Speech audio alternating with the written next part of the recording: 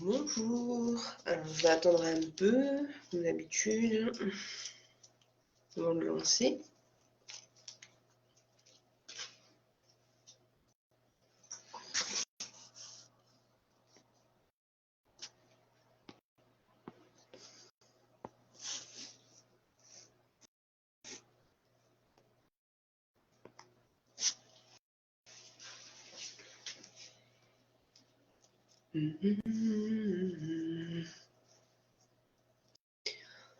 Bonjour tout le monde, j'espère que vous allez bien. Nous sommes au mois de juin, le temps passe vite. Alors, le direct du jour, c'est sur la communication avec l'au-delà. J'attends un peu de monde.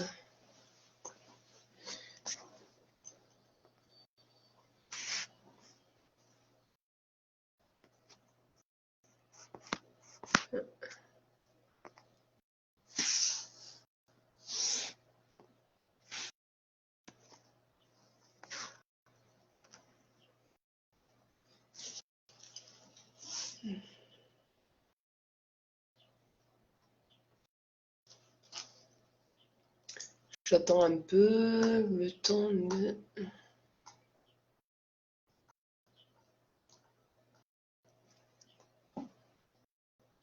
Après, j'attaque qu'il y ait du monde ou pas. Ouais, je suis là.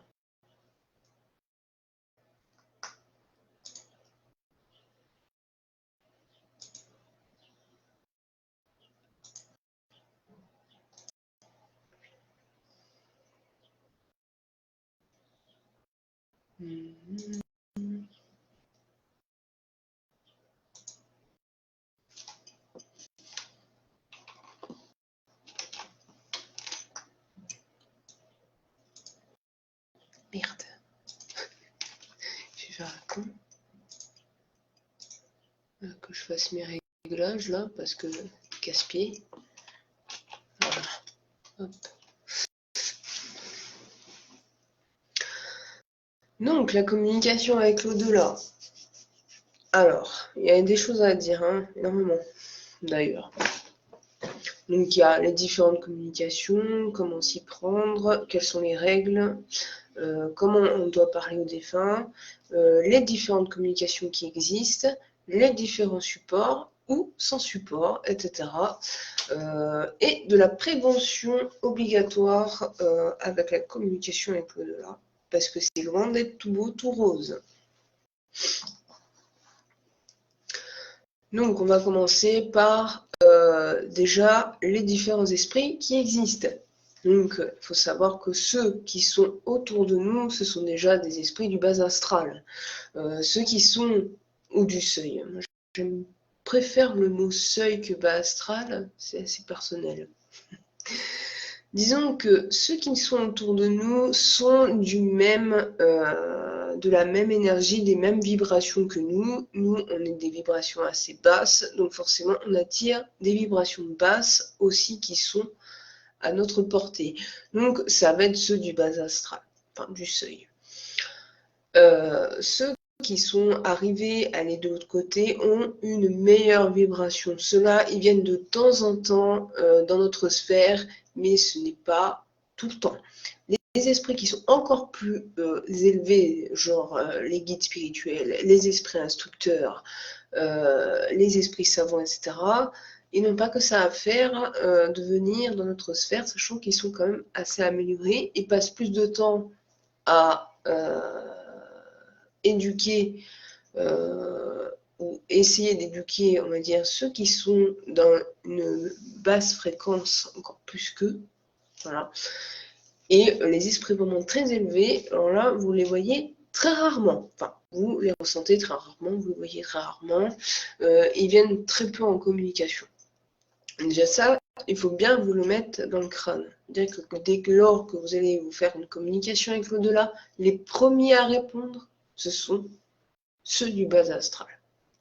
Donc, ceux qui sont du bas astral sont assez violents, autant dans les paroles, des communications grossières, hein, des communications frivoles, des communications pour vous perturber, pour vous manipuler, et aussi pour vous obséder. Il faut faire vraiment attention quand vous communiquez avec l'au-delà. Alors ça, c'est la base. Il faut savoir, c'est la communication générale. Après, dans les communications que vous pouvez qui puissent exister avec l'au-delà, il y en a 3 sortes. Il y a la communication dite grossière. Alors cela, les grossières, en général, c'est le tutoiement.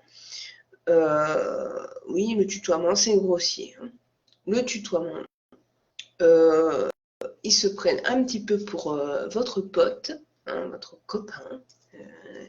Ils n'ont pas de respect. À un moment donné, ils finissent par vous insulter. Ils finissent par vous donner de mauvaises...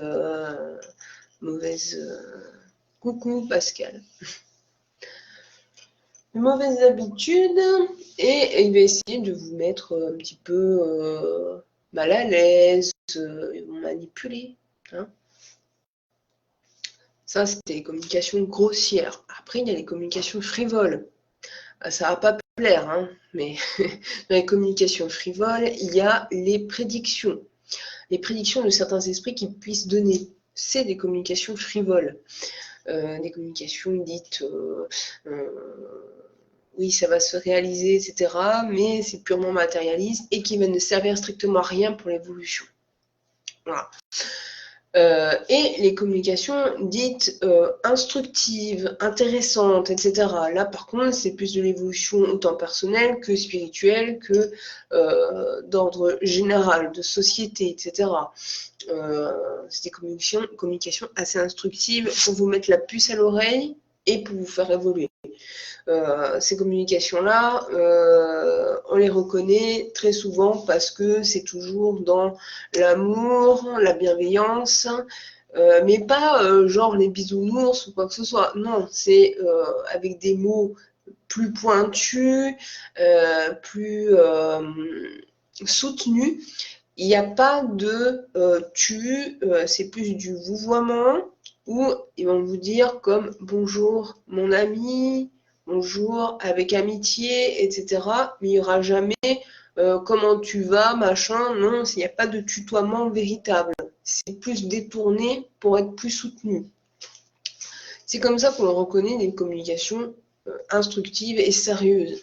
Dès lors que l'esprit vous tutoie, méfiez-vous.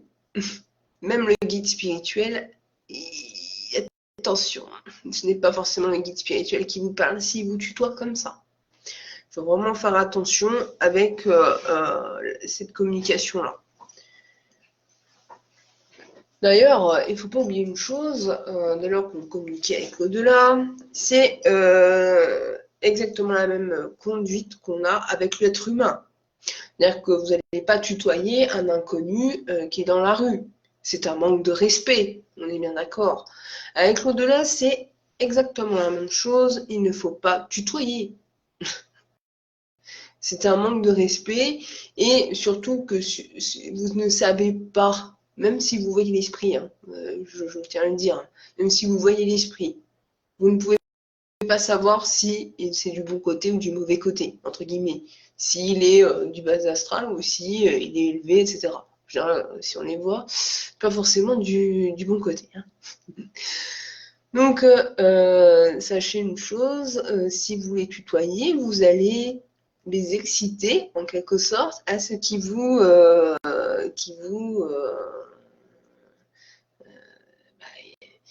ne vous respectent pas, qui soient mal polis, etc. Au début, il y en a certains, ils vont vous faire croire qu'ils sont de votre côté. Voilà, comme je vous ai présenté sur le groupe avec mon obsession, que ça n'a pas attiré l'œil apparemment. Mais pourtant, c'est une des bases. Hein. Quand vous voyez les communications que je vous ai remises, l'esprit était là à me tutoyer, me dire oui, je suis ton ange gardien, je suis ton guide spirituel. À l'époque, c'est vrai que ça m'avait pas titillé comme ça. Mais avec l'expérience, j'ai appris que le tutoiement, effectivement, que ce soit dans la vie courante ou que ce soit avec l'au-delà, c'est à proscrire. Et surtout encore pire avec l'au-delà. Alors là, non. Parce que là, si vous parlez avec le tutoiement avec un esprit, l'esprit va prendre conscience et il va essayer de s'insinuer encore plus dans votre vie, vous obséder, etc., manipuler, et j'en passe. Voilà. C'est assez commun, c'est très souvent le cas. Et ça, c'est une mise en garde que je fais à toutes les personnes qui sont au contact régulier avec l'au-delà ou qui veulent pour s'amuser ou je sais pas quoi, bref, on s'en fout, qui veulent communiquer avec l'au-delà par des méthodes X ou Y. Vraiment, déjà, c'est à proscrire de tutoyer. C'est la base. C'est la base. Après, il y a toujours la politesse, bonjour, merci, au revoir. C'est déjà aussi une question, comme tu dis Pascal, d'éthique. Mais c'est pas que de l'éthique, c'est du respect en général. Voilà. Déjà, c'est un comportement à avoir. Déjà, je pars du principe d'une chose, si vous ne le faites pas dans la vie courante, si vous tutoyez n'importe qui comme ça dans la rue, ou si vous n'avez pas de respect envers les gens, vous ne dites pas bonjour, pas merci, pas au revoir, je vous le dis tout de suite, c'est même pas la peine d'essayer avec l'au-delà. Déjà, si vous avez un mauvais comportement, n'essayez pas de le faire aussi avec l'au-delà. Il y a une chose aussi qui est essentielle dans la communication, le non-jugement.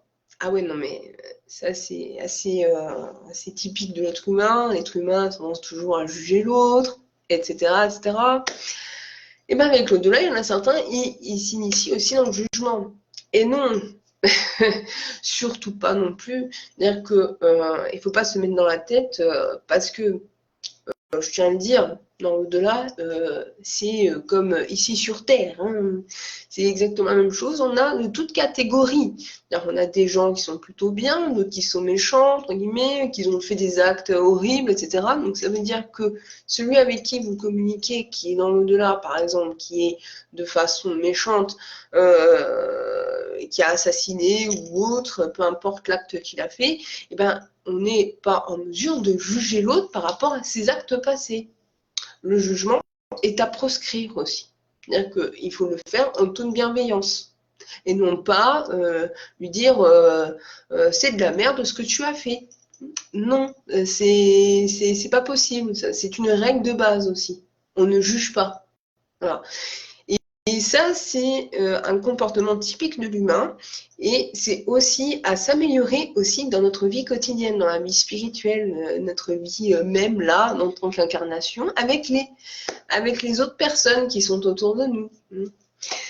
Si on s'entraîne déjà à non juger son prochain de notre vie à l'instant T, avec l'au-delà, ça se passera beaucoup mieux aussi. C'est aussi des comportements à adapter et à adopter aussi. Il ne faut pas faire n'importe quoi, n'importe comment. Après, les règles, il n'y a pas de règles typiques, machin. Le tout, c'est que déjà, rentrer en communication avec l'au-delà, déjà, c'est dangereux. Comme j'ai dit au début, pourquoi c'est dangereux? Parce que on est en coucou Marie-Claude. On est avec le seuil, donc avec le bas astral, avec tous ceux qui sont encore, disons, dans notre sphère et qui n'a pas réussi à passer de l'autre côté. Et on sait très bien que dans le bas astral, on retrouve pas forcément des mauvaises personnes, il ne faut pas croire, parce qu'il y a très souvent, il y a ceux qui sont dans le trouble, ils ne savent pas encore qu'ils sont vraiment morts, ils sont suicidés, et, oui, les meurtriers, machin, ça, oui, de toute façon, eux, ils vont rester, comme on dit, perpètes assez longtemps au niveau du seuil. Hein. Mais il ne faut pas oublier que c'est eux principalement qui gèrent entre guillemets le seuil. et a tendance à des mauvais comportements et des influences assez dramatiques avec tous les autres esprits qui se trouvent dans le seuil. Il ne faut pas oublier ça aussi dans les communications, de dire que c'est pas parce que vous parlez avec un seul esprit que vous parlez qu'un seul esprit. Parce que il y a certains esprits, ils sont tellement mauvais, mais vraiment mauvais, ils sont capables de manipuler d'autres esprits pour vous emmerder. Hein, parce que ça, je dis vraiment pour les débutants, hein, parce que ça, c'est quelque chose. J'ai fait l'erreur. Hein, de toute façon, moi, j'assume toujours mes erreurs. Hein, c'est pas un problème. J'ai fait l'erreur j'étais jeune, j'étais con, j'étais ado, voilà. Je commençais à avoir vraiment l'au-delà autant que maintenant. Hein, c'était limite abusé même. Ça s'est calmé quand même avec le temps. Mais avant, c'était bien plus méchant. Mais bon, je sais pourquoi, mais... Et j'avais parlé avec un esprit, l'esprit, ben, en fait, j'ai cru que ça n'était qu'un seul, mais elle se faisait passer pour plusieurs esprits. Et elle manipulait d'autres esprits. C'était une grosse manipulatrice, elle a manipulé pas mal d'esprits qui se mettaient dans sa cause pour faire le mal, Oui, oui, n'oubliez pas, hein, je le dis, je le répète encore, l'au-delà, c'est la même chose que sur Terre. Donc, surtout le seuil, c'est exactement la même chose. C'est-à-dire que c'est des gens qui sont morts brutalement ou qui ont fait des choses atroces et qui se retrouvent dans cette sphère-là, en plus de ceux qui sont encore dans le trouble. C'est quelque chose qui est assez particulier quand même. Donc, n'oubliez pas que si vous communiquez, alors je parle vraiment de l'invocation. Je ne parle pas de l'évocation, de l'invocation. Si vous invoquez un esprit, vous ne savez déjà pas à qui vous avez affaire. Sachez aussi que le premier qui va débarquer, c'est celui du seuil, du bas astral. Donc là, vous pouvez vous attendre à tout et à n'importe quoi. La plupart de ceux qui aiment venir vous emmerder, c'est les esprits malins, les esprits frappeurs, etc. Oui, alors la conversation... tu vas, Marie-Claude, sur le guide qui est dans le groupe Obsession. Voilà. Ça date quand j'avais 15 ans. Hein. Donc c'est assez loin maintenant. Et les conversations, bon, à l'époque, c'est vrai que je trouvais que c'était assez... Je dirais pas marrant, hein. C'est pas marrant du tout. Je dirais que c'est plus d'ordre... je comprenais pas encore vraiment au-delà comment ça se faisait. Et c'est comme ça que j'ai appris. Hein. De toute façon, c'est avec les expériences, hein. Malheureusement. Voilà. Et avec ces conversations-là, quand vous relisez les conversations, c'est pour ça que je dis souvent à ceux qui se mettent dedans, il est bien de garder des traces de vos conversations avec l'au-delà. Alors attention, il y a une grande différence, ce que j'allais dire, entre invocation et évocation. Il y a deux choses différentes. L'invocation, c'est que vous demandez à un esprit de venir vous voir et de vous passer un message. Alors là, bon, c'est une catastrophe en général. 90% du temps, c'est ceux du bas astral qui débarquent et vous laissent un message assez grossier ou complètement incompréhensible ou des choses complètement hallucinantes. Voilà. Qui n'ont ni queue ni tête, en clair. Il y a l'évocation. L'évocation, c'est un terme qui est carrément différent de l'invocation. L'évocation, c'est vous mettez en mode prière ou en mode méditation et vous attendez qu'un esprit vienne à vous pour vous donner un message. Quand vous êtes en mode, disons, prière ou méditation, vous amenez plus des esprits de paix ou des esprits normaux, mais pas du seuil. Voilà, où vous mettez dans des énergies dans de bonnes conditions. Voilà. Alors attention à ce que je vais dire, ne confondez pas tout. Hein, le lâcher prise. Mais quand je dis lâcher prise, c'est pas le lâcher prise style New Age. Ouais, encore. Non, parce que lâcher prise, c'est bon, je m'en bats les steaks, je lâche tout, voilà. Non, c'est pas totalement ça le lâcher prise. Lâcher prise, c'est autant à l'extérieur, à l'intérieur et très profondément. C'est-à-dire le vide total. Voilà. C'est ça le vrai lâcher prise. C'est-à-dire la capacité de complètement se mettre en out, en stand-by. Être carrément limite plus là. Voilà. C'est ne plus rien penser, ne plus lâcher, rien. C'est juste ça.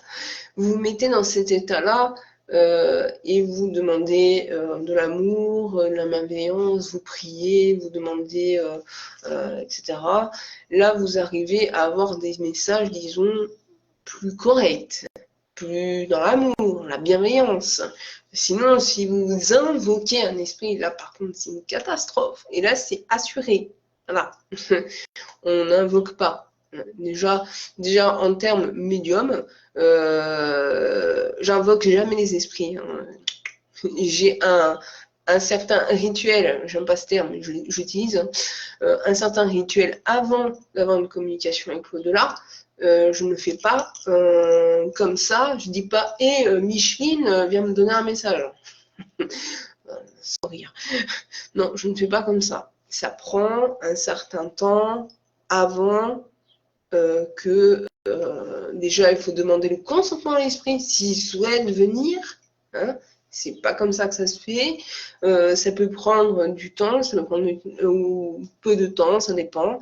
Mais c'est pas en claquant des doigts qu'on a déjà des messages corrects. Hein, et aussi des messages, même si vous avez des messages, disons, de proches, etc. Faut pas croire que le proche il a envie de vous parler. Juste ça.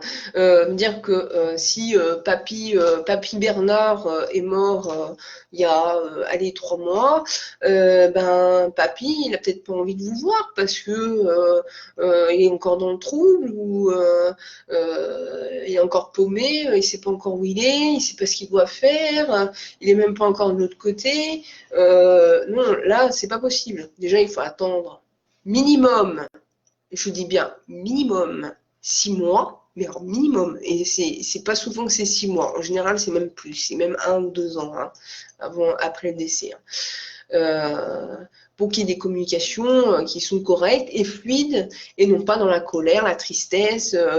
Voilà. En plus, il est déconseillé de communiquer avec l'au-delà quand vous vivez un deuil.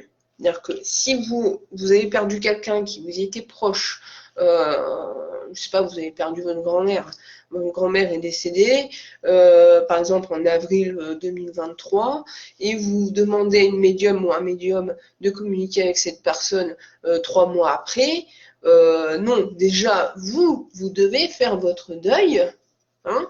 Déjà, le deuil humain est assez long, hein, mais n'oubliez pas une chose, c'est que l'autre côté aussi, il faut qu'ils fassent leur deuil. Hein. On pense pas souvent à ça aussi, c'est-à-dire que ceux qui viennent de mourir, il faut qu'ils fassent leur deuil de leur corps physique et aussi qu'ils se rendent compte que voilà, ils ont plus leur corps physique et ils sont que énergie. Faut qu'après qu'ils fassent leur chemin aussi dans leur au-delà. Alors, bon, nous, ce qu'on est en capacité de faire, c'est d'emmener les gens à faire des prières, à aider le défunt, à qu'il se rende compte un peu plus vite qu'il n'est plus là, le soulager avec amour et bienveillance, mais en aucun cas, on va les faire passer de l'autre côté. Hein. Hein, passer aux dames, mes deux, là, non, c'est non. Non.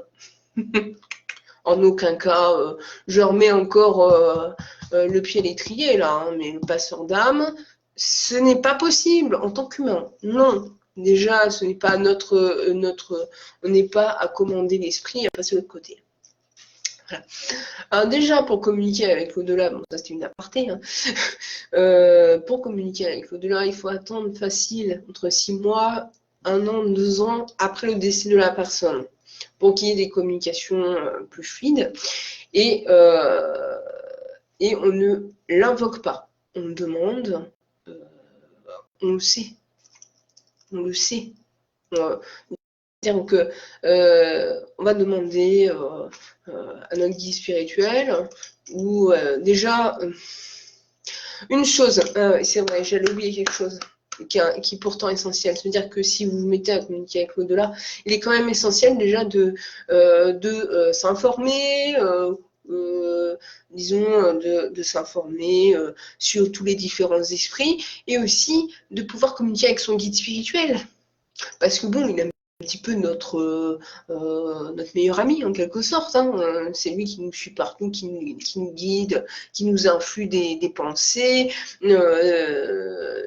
nous donne des intuitions, etc. C'est quand même assez essentiel, et c'est eux aussi qui nous guident un petit peu sur la communication avec l'au-delà. Est-ce que c'est la bonne période, mauvaise période, etc. Il faut faire gaffe, hein.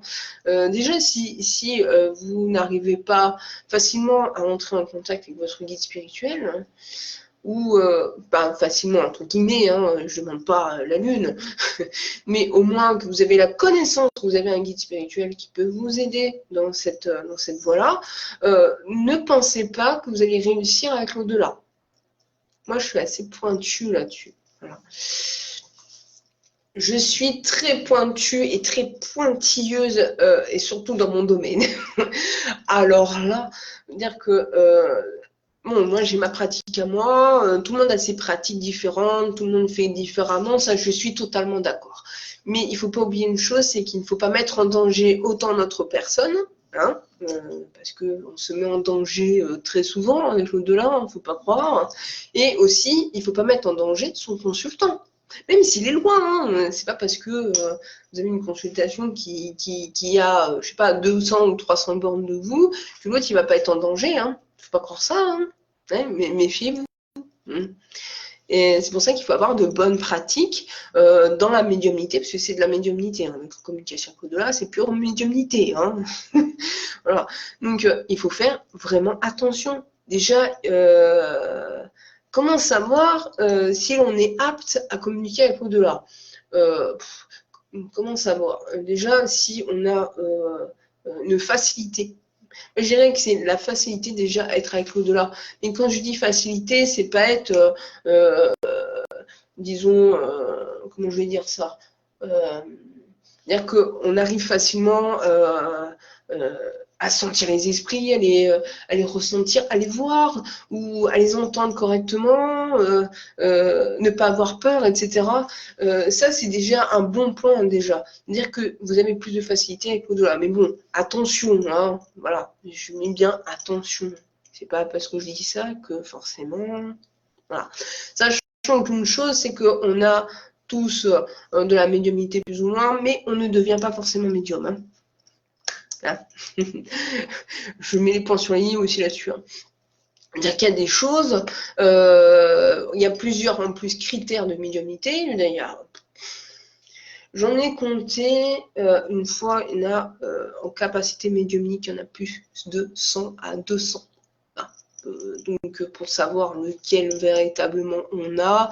Après, on n'a pas forcément qu'une seule capacité, on a plusieurs. C'est pas toujours évident. On peut pas dire oui, je suis clairvoyante, je suis clairvoyante, nanana. Non, il n'y a peut-être pas forcément que ça, et c'est pas forcément pour vous. Il y a des choses qui sont carrément différentes. C'est pour ça que je suis un petit peu contre les formations, venez dire oui, alors c'est ça comme médiumnité. Non, non, ça je suis totalement contre, parce que ça va fausser, on va dire, les bonnes capacités pour la personne. Parce que tout le monde a une capacité plus ou moins tendue. Après, il y en a, ils ne vont jamais l'utiliser. Après, chacun a sa voix, disons, et sa vie. Voilà. Bon, pour être... il y a une question qu'on m'a posée. J'avais fait un live sur Insta, il n'y a pas longtemps. Et on m'a posé une question qui est très intéressante. C'était comment sait-on qu'on est un bon médium? C'est une très bonne question.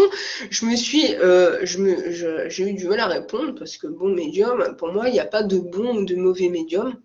Le tout, c'est d'être honnête, hein, être franc avec la personne, savoir où on le dirige, avoir une bonne éthique, connaître l'au-delà, et être de laisser ne pas, quand vous avez un message, ne pas le transformer, le message, le dire comme ils le disent. Hein, être fluide. Voilà, j'aime bien dire ça, être fluide. C'est-à-dire que l'esprit vous donne un message, vous n'allez pas transformer ce message pour votre bien-être. Il faut que ça soit littéralement le message tel quel. Ça, c'était une question assez pointilleuse. J'avoue que sur le coup, j'ai eu du mal à répondre. Bref. Donc, les différentes communications. Alors là, je vais parler, j'avais dit communication, alors je vous ai listé les différentes communications qui existent. Je ne vais pas vous lister les différentes capacités parce qu'il y en a 100 voire 200 capacités médiumniques. Donc, je ne vous imagine pas le roman que je peux vous faire. Par contre, je peux vous... instant pub, comme on dit, je peux vous conseiller mon livre que j'ai fait sur la pratique médiumnique. J'en parle. Voilà. Après, il y a aussi tout ce qui est prévention. Attention, hein, si vous vous mettez à la communication avec l'au-delà, déjà, évitez d'invoquer. Hein, si vous invoquez, vous allez attirer de la saloperie. Hein, faites attention avec qui vous communiquez. Ne soyez pas grossier, ne tutoyez pas. Et ne faites pas ça pour rigoler. L'au-delà, c'est pas rigolo. Hein. Ne pensez pas qu'un médium, s'il a des conversations très régulières, tel est mon cas avec l'au-delà, c'est forcément rigolo, que c'est le monde des bisounours ou que c'est facile à vivre. Vous imaginez pas à quel point que ça peut être très lourdingue. Hein, que vous ne pouvez pas passer une journée sans qu'on vienne vous emmerder, hein, ou vous avez envie d'être tranquille, par exemple pour une journée, vous avez envie d'être vous, enfin, vous reposez un petit peu que sur vous, c'est-à-dire votre personnalité et tout, mais qu'on vienne vous casser les pieds, je pense pas que ça soit très agréable. Voilà. Non, parce que je le dis, parce que très souvent les gens ils pensent waouh, c'est extraordinaire, tu as des capacités médiumniques, j'adorerais en avoir, etc. Je ne pense pas hein, que ce soit agréable. Pas du tout. Hein, de voir souvent les esprits. J'en vois pas tout le temps. Hein, c'est pas je 24, hein, mais quand j'en vois, c'est pas agréable. Ou quand je les entends, c'est pas agréable. Ou que ça me prend des coups de nerfs parce que il y en a un qui est passé par là. Non, c'est pas agréable. Je vous assure. C'est pas une vie facile avoir ces capacités-là. Voilà. Donc, avant de vous projeter à vouloir communiquer avec l'au-delà, posez-vous ces questions. Est-ce que j'ai peur de l'au-delà? Est-ce que j'ai peur de la mort? Est-ce que j'ai peur de voir des esprits? Est-ce que j'ai peur d'être confronté au bas astral? Parce que aussi, il ne faut pas oublier quelque chose, c'est que parfois dans certains lieux, par exemple des lieux hantés, hein, ou des lieux, disons, bien chargés en esprit, certains endroits comme ça, il y a souvent des esprits qui sont assez, je dirais, mauvais, hein, ou parfois malsains, manipulateurs, etc. Si vous commencez dans la médiumnité, n'oubliez pas une chose, c'est que en tant que médium, on doit, et c'est malheureusement comme ça, hein, c'est aider déjà en priorité les esprits. Dit esprit, dit aussi esprit malfaisant. Donc savoir s'y confronter. Voilà. Ou même des lieux en rond. Oui, après, il y a plein de lieux comme ça, que ce soit des lieux hantés, des lieux ronds. Bon, après, ne pas croire que c'est des cimetières. Pas forcément. C'est souvent où il y a eu des lieux où c'était tragique, des accidents, des meurtres, et j'en passe, des rituels. Enfin, il y a énormément de possibilités. Et là, c'est souvent des esprits qui sont assez néfastes et qui ont tendance à casser les pieds. C'est-à-dire que ceux qui viennent habiter, par exemple, sur un cimetière, parce qu'à une certaine époque, ils avaient la fâcheuse manie de ne pas laisser les morts en paix. Hein, ils construisaient des maisons dessus. Et c'est très souvent dans ce genre de lieu qu'il y a des esprits, ils ne sont pas contents que vous venez les emmerder, mais c'est quelque chose de logique. Je serais à leur place, je serais pareil, je crois. Et ils finissent par hanter les lieux et hanter carrément les propriétaires aussi, hein, et ça devient très virulent. Et là, il ne faut pas oublier une chose, parce qu'on pense souvent, le médium, il est là aussi pour communiquer avec l'au-delà, pour donner des nouvelles des proches, etc. Il n'y a pas que ça. Hein. Alors, bien sûr, tous les médiums ne sont pas capables. Là, je vais parler d'une chose que tout le monde n'est pas capable de faire. C'est-à-dire que oui, ça m'étonne pas, ça.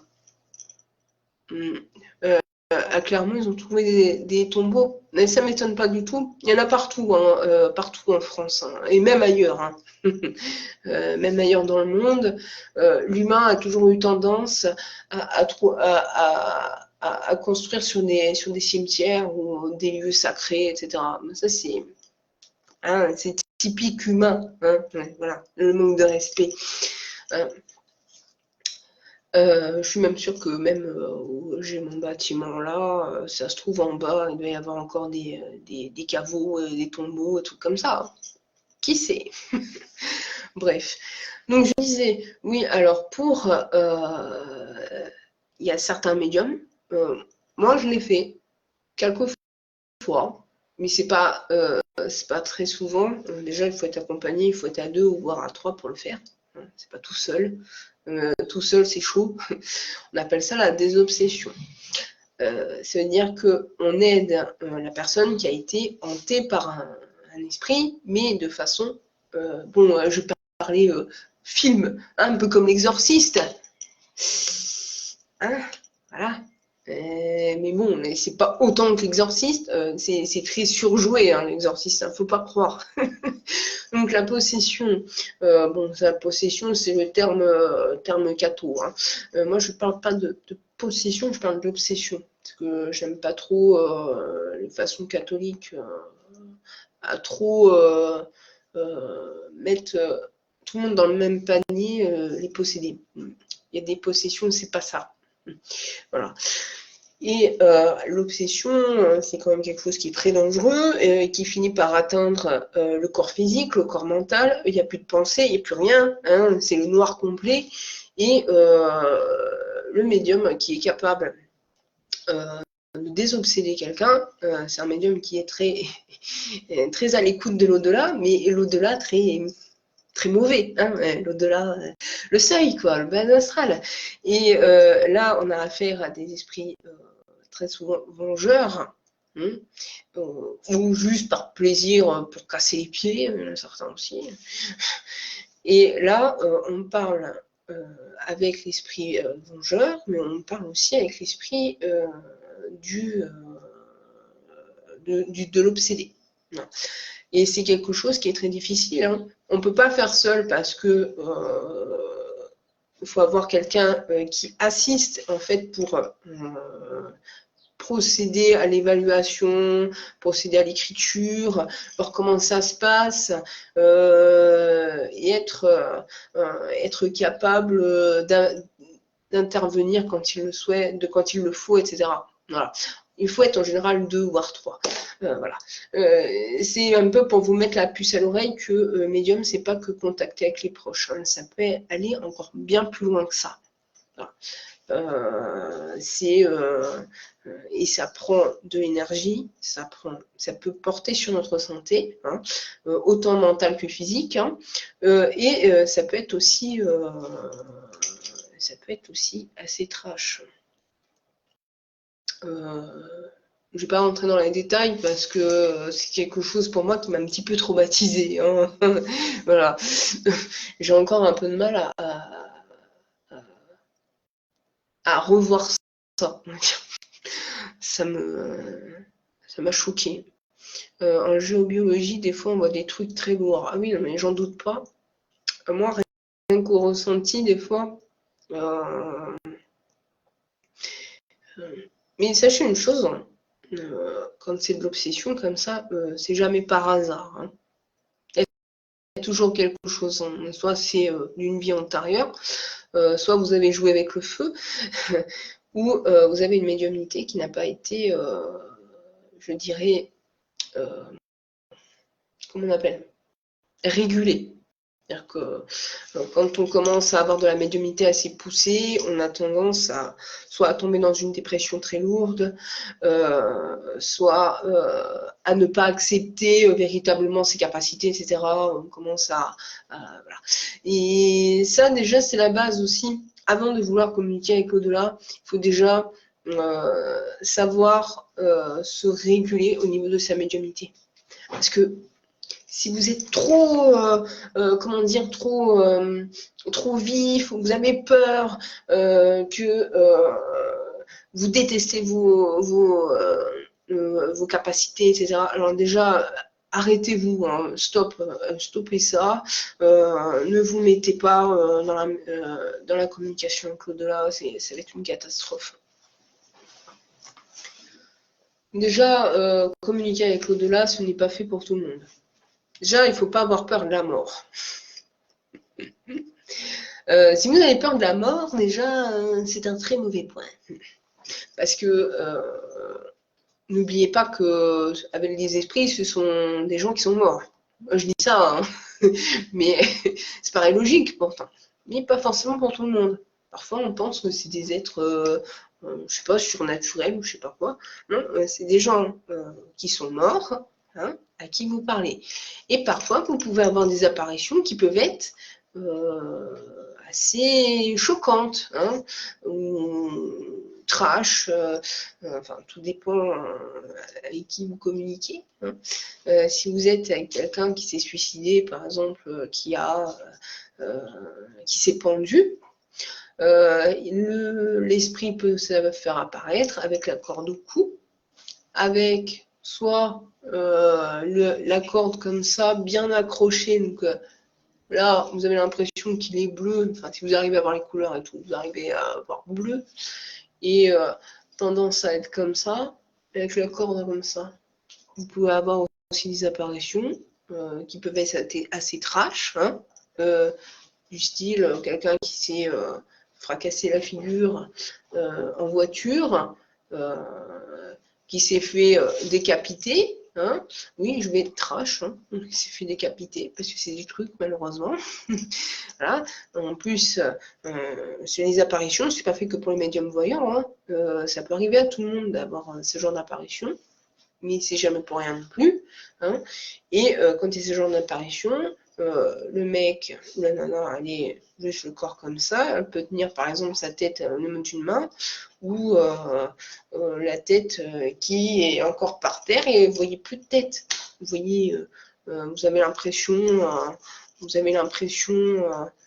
en plus si vous avez des ressentis qui sont poussés, par exemple, vous avez les sensations comment l'esprit est mort. Je peux vous assurer, il faut s'accrocher hein, parfois. Hein, parce que si c'est quelqu'un qui est mort très violemment, par exemple, s'il pris un camion dans la figure, vous allez ressentir la violence du choc. Vous avez l'impression de voir votre tête partir ou des grosses douleurs instantanées au niveau des membres. Il ne faut pas oublier ça aussi. Hein. Bon, tout le monde n'a pas ce genre de capacité, je suis d'accord. Mais dans la médiumnité, en général, il y a des capacités qui débarquent sans prévenir. On passe un petit peu dans toutes les capacités, en plus. Un instant T, ça peut être d'un certain passage, etc. Et quand vous ressentez ce genre de choses, je vous assure que c'est pas du tout agréable. Hein. D'avoir l'impression que de tomber dans le vide. Ah, ça, je crois que c'est une des pires sensations que j'ai pu ressentir. Oh punaise. Quelqu'un qui s'était suicidé, qui est tombé je pense, à mon humble avis, hein, qui était du 5e étage. J'ai eu une sensation de vertige. De vertige. Mais le vertige, comment dire, avec votre vue, si vous voulez, vous avez l'impression que le sol est très loin. En fait, vous n'avez pas l'impression de toucher vos pieds par terre. C'est cette sensation-là, la sensation de tomber dans le vide, comme les rêves où vous êtes un tourbillon et sans fin. Bah, ça fait un petit peu la même sensation. La sensation de voler, et puis après, d'un seul coup, vous ressentez la violence du choc. C'est-à-dire, à un moment donné, vous avez l'impression que votre tête est complètement écrasée, le corps qui est complètement lourd, etc. Voilà, ça, c'est les sensations qui sont terribles.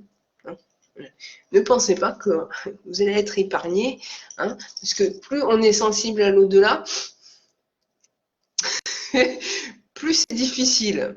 Hein, au niveau des sensations, des émotions, etc. Déjà, la première chose dès que vous avez les sensations d'être anormal, bon, en général, ça se passe. Bon, quand on est petit, on pense que c'est normal, parce que bon, on est très très très sensible à l'au-delà. Après, quand on arrive à l'adolescence, ça se perd ou ça se garde. Eh bien, il faut déjà se poser la question, quand on est ado, si ça continue à perdurer, c'est-à-dire que là où les capacités sont pas du tout perdues. Je pense que, pour moi, hein, moi j'ai déjà, pourtant je n'aime pas forcément les enfants, mais j'ai déjà accompagné des ados, parce qu'ils étaient complètement en perdition. C'est-à-dire qu'ils avaient tellement des capacités assez mouvementées que ça partait dans tous les sens. Je ne parle pas forcément de communiquer avec l'au-delà, mais au moins de les réguler pour qu'ils évitent de faire des bêtises. En plus, à cette époque-là, à l'adolescence, c'est assez catastrophique. On a tendance à faire n'importe quoi, on commence à picoler, à fumer, ou à faire d'autres conneries bien plus graves. Et surtout que c'est très sensible au niveau émotionnel. C'est-à-dire que si on ne régularise pas justement la médiumnité à cette époque-là, ça devient une catastrophe dans les émotions de l'adolescent. Ils finissent par se suicider, etc. Bref, ça peut aller très loin. Voire l'obsession. Il y a beaucoup, ça je l'ai appris il y a 3 ans, que le pourcentage des adolescents obsédés est de 50-60%. Ça fait réfléchir quand même. Hein. Voilà. Il y a beaucoup d'adolescents qui finissent dans l'obsession et qui font n'importe quoi aussi. Il ne faut pas oublier qu'à cette époque-là, on joue beaucoup, hein, on s'inspire des films d'horreur, on veut jouer à la Ouija, le spiritisme et tout le pataquès. Encore là, bon, c'est de la prévention là que je vous fais. Donc la Ouija, le spiritisme, c'est de l'invocation au niveau des esprits. Si vous n'êtes pas préparé, si vous ne connaissez pas l'au-delà et que vous n'êtes pas du tout sensible ou trop sensible, ne le faites pas. Voilà. C'est un danger potentiel, autant pour votre santé mentale que pour votre santé physique. Parce que les esprits que vous allez invoquer, c'est pas Monsieur Bisounours. Hein. Ça va être le mec qui a manipulé ou que ça a été un pervers narcissique ou je sais pas quoi. Voilà. Et ça va être assez méchant. Faut pas l'oublier. Et qui peut vous poursuivre, mais autant dans votre vie incarnée, mais aussi quand vous serez mort.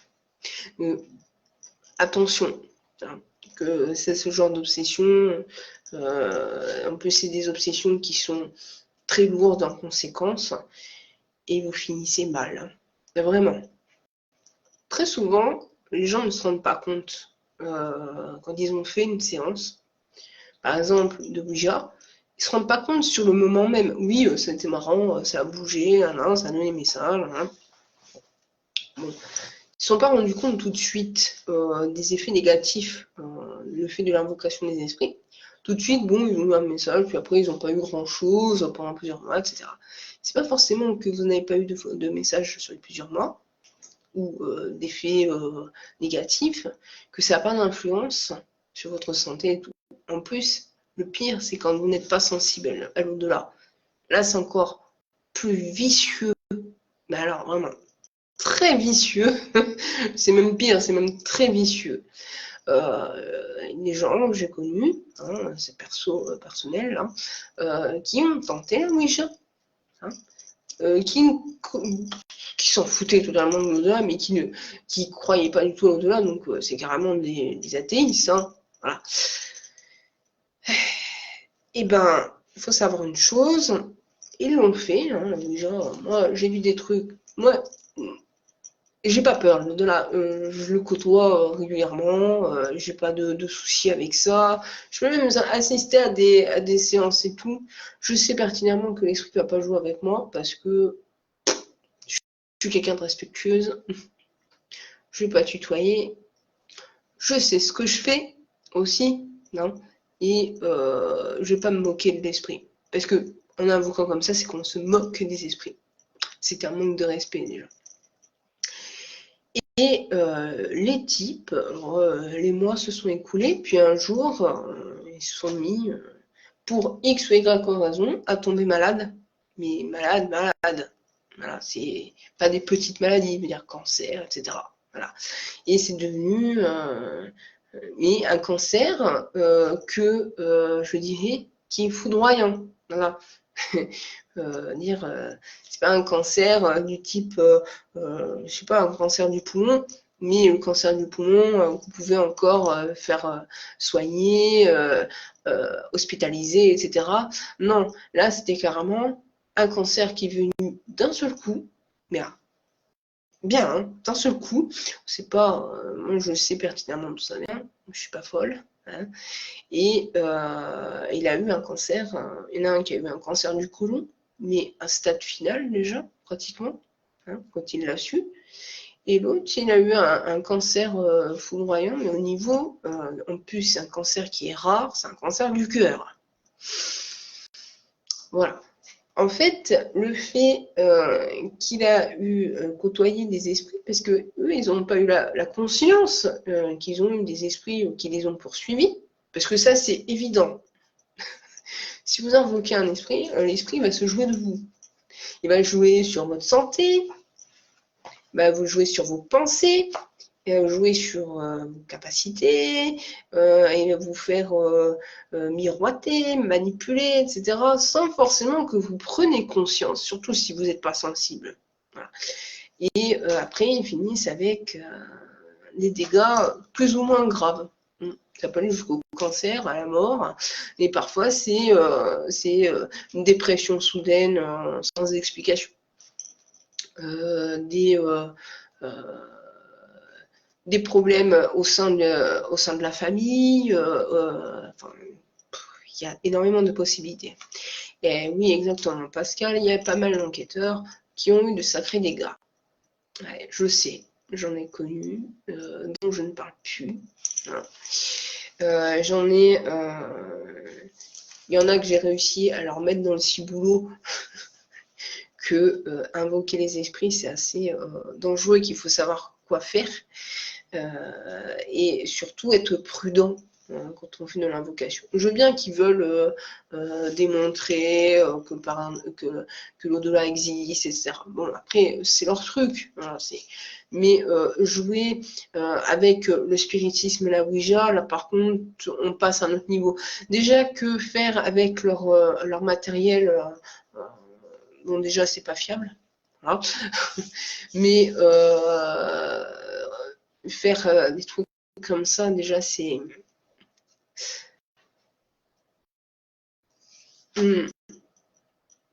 Ah, c'est malheureux. Ben, écoute, j'ai la connaissance d'un mec, voilà, je t'en parlerai. Mais c'est assez hard. Hein. Après, les retombées, c'est hard. C'est vraiment hard. C'est pour ça que je mets... Là, c'est vraiment de la prévention. Autant pour ceux qui sont très sensibles à l'au-delà, mais aussi qui ne sont pas du tout sensibles.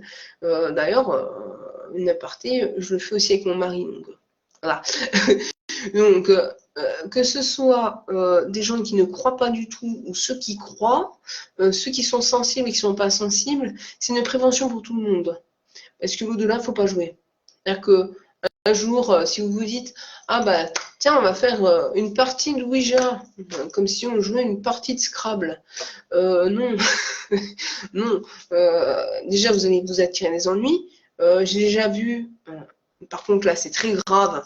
Vraiment très grave, arriver à ce point-là, qu'il y ait des familles, et quand je dis des familles, ça veut dire mère de famille, père de famille, les gosses qui font une partie de Ouija,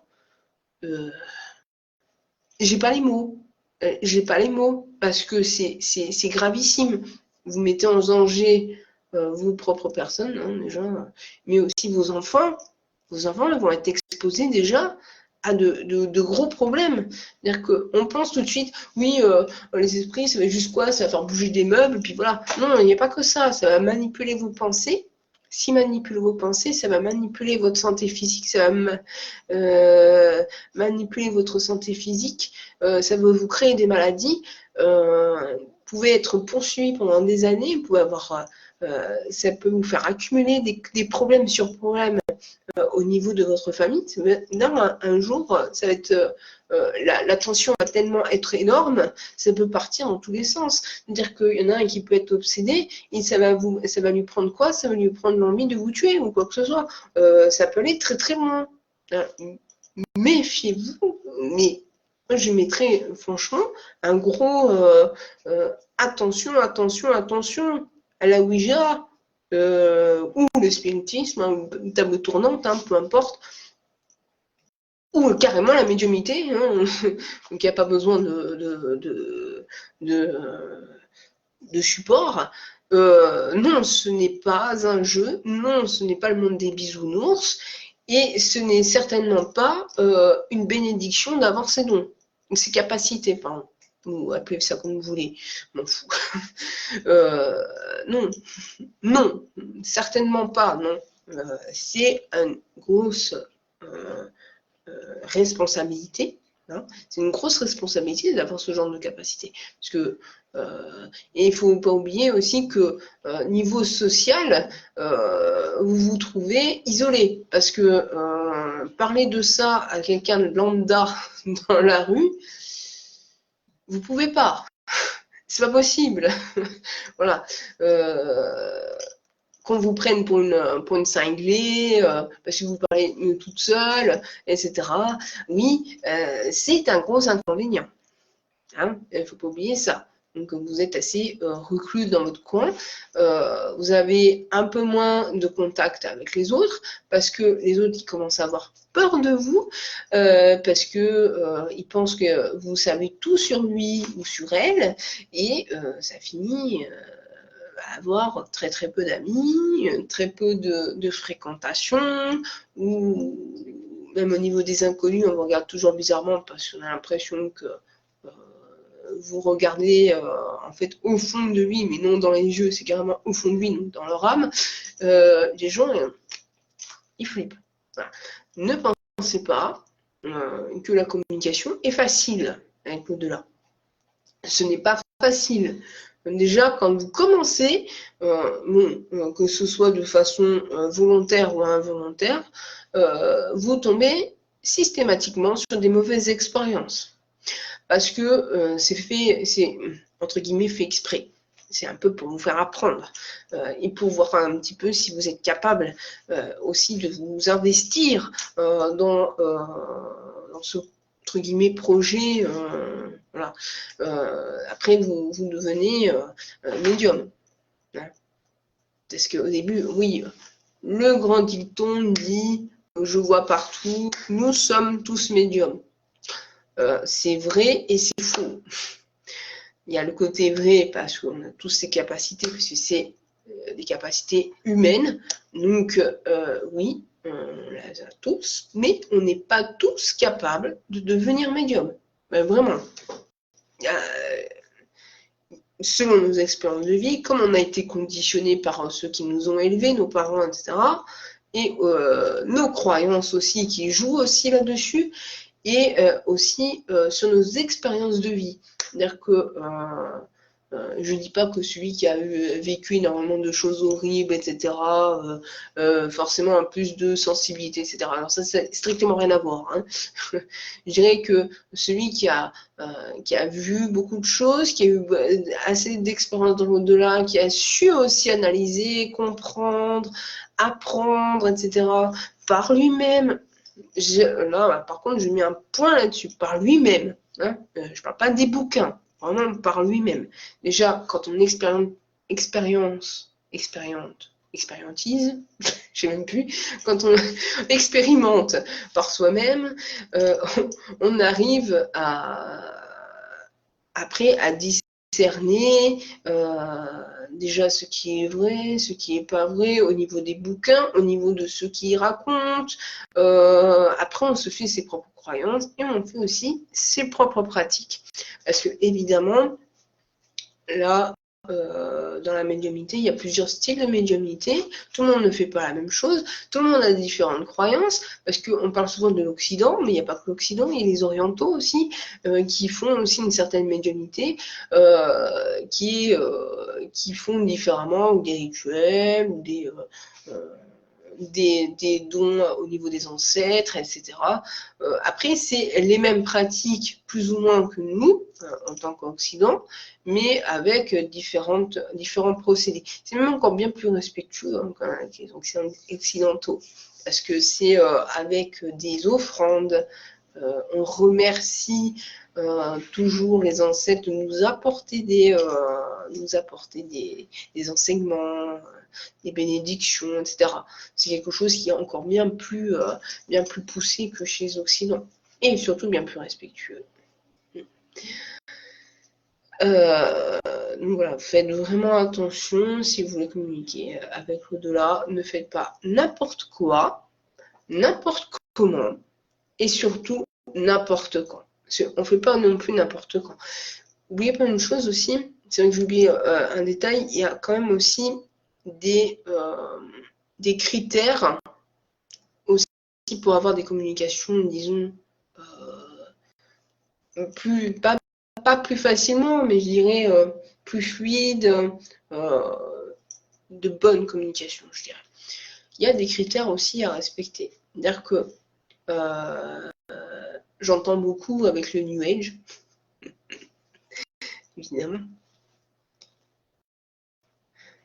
Le peuple amérindien chez les Sioux peut te dire qu'en Occident, on est des bébés. Ah oui, oui, mais totalement. Moi, j'adore justement leur style, leur façon de faire avec les esprits, les ancêtres, etc. Je trouve qu'il y a une marque de respect vraiment très très forte. Je trouve ça formidable. Ah ouais, vraiment. Il y a, donc je disais, il y a vraiment des critères aussi à respecter en termes de communication. Mais alors là, attention, pareil, ne pas confondre avec le New Age. Ce que je vais dire. Donc, au niveau des fringues, ah ouais, là, c'est pareil. Au niveau des fringues, même de l'apparence. Oui, alors là, c'est pour vous, mesdames, hein, je suis désolée. Faut pas se pouponner à un point voilà, extraordinaire, à mettre des vêtements qui sont trop serrés, etc. Le fait d'avoir une apparence, disons, un peu plus féminine ou des trucs comme ça, ça a tendance un petit peu pas à agacer, je dirais être je vais y arriver, hein. Je cherche mes mots, à attirer des esprits, disons, farfelus, pas très sympathiques non plus. Parce que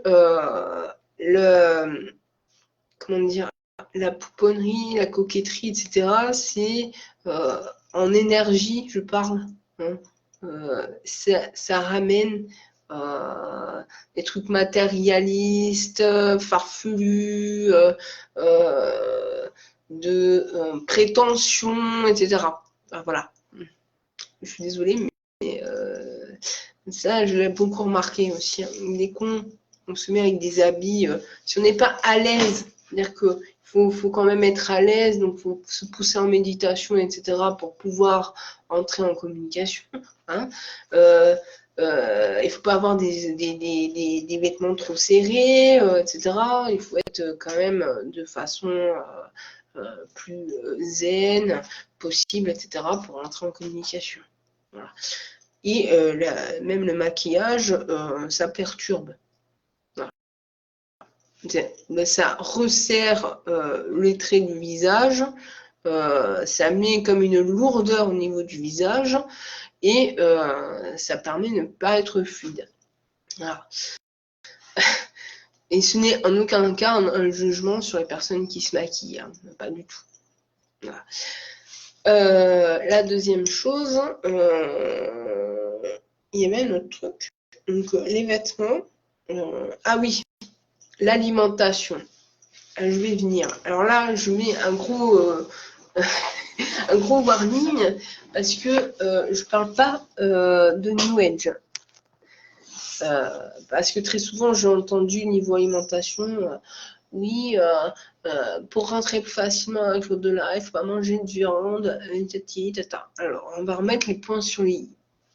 Ce n'est pas interdit. Hein.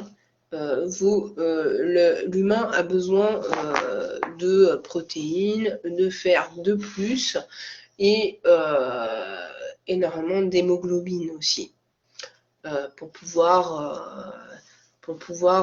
avoir une santé, on dirait, plus ou moins bonne. Tout dépend de son alimentation.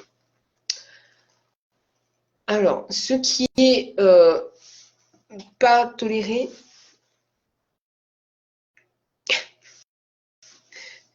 en fait, au niveau de l'au-delà, si on mange de la viande, mais juste avant de communiquer avec l'au-delà, là par contre, ça fait une sensation de lourd au niveau de l'intérieur. C'est-à-dire qu'il faut essayer de manger un peu plus léger. En fait, c'est pas la viande qui est à proscrire, c'est en fait de manger trop. Ça n'a rien à voir. Mais la viande, c'est vrai qu'avec le fait de manger de la viande, ça peut faire une sensation de lourdeur. Moi, je préconise plutôt, c'est pas forcément de ne pas manger de viande, c'est plus d'avoir des... si on veut rentrer en communication avec l'au-delà, il faut manger un peu plus léger que d'habitude.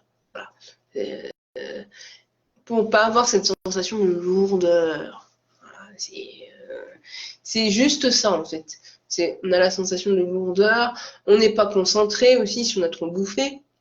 Hein. Si on a trop mangé, on n'arrive pas à se concentrer, on n'arrive pas à lâcher prise totalement. On est trop, on peut même sentir des sensations d'angoisse ou de crainte, etc. Parce que c'est la digestion. Voilà. Donc, et déjà en plus, ce que je conseille moi, après on fait ce que vous voulez, hein, évidemment, c'est que après avoir mangé, attendez facile 2h, 2h30. Hein,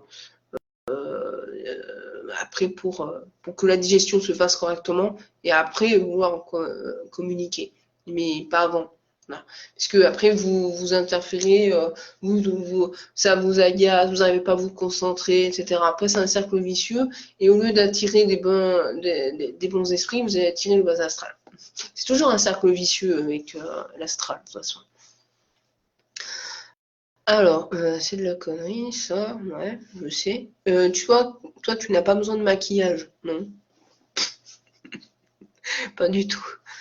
À la base, l'être humain se nourrissait que des baies. Ensuite, ils ont appris à chasser. De par sa génétique, l'être humain doit manger de tout, mais en quantité suffisante, et oui, pas trop. Et c'est ça, c'est toute une question de gène. Avec les expériences passées de l'être humain, on a évolué. Et l'humain, si il ne mange pas en quantité suffisante et surtout de tout, hein, il ne faut pas oublier, il y aura forcément des des problèmes, disons, de manque, de la déficience de certaines vitamines, de certains minéraux, etc. Puis après, ça crée des maladies, hein, etc., etc. Voilà. C'est juste ça. Mais dans le concept de la médiumnité, il est vrai que faut pas manger trop lourd, en fait, avant de pratiquer. Voilà. Si vous mangez trop lourd, après, c'est un cercle vicieux et sans fin.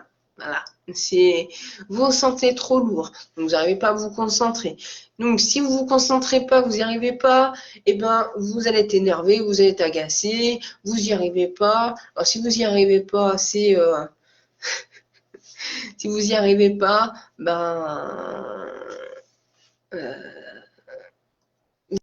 vous allez attirer des esprits néfastes, hein, tout simplement.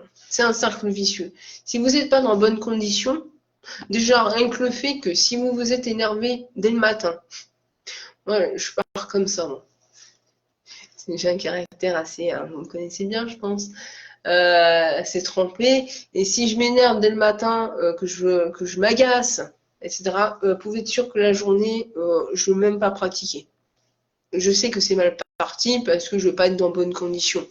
Je sais que je vais avoir eu des esprits pas forcément mauvais, mais diront farfelus, qui vont me faire des blagues, etc. Enfin, voilà.